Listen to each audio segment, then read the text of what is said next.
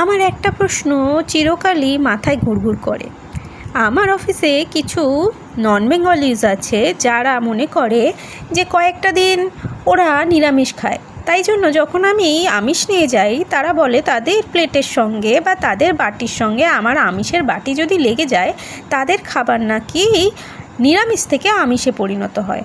আমি বুঝি না এটার ভাইস ভার্সা কেন হয় না, মানে তাদের বাটি আমার বাটি বা তাদের প্লেট আমার প্লেটের সঙ্গে টাচ লাগলে আমার আমিষ ছিল নিরামিষ কেন হয়ে যায় না।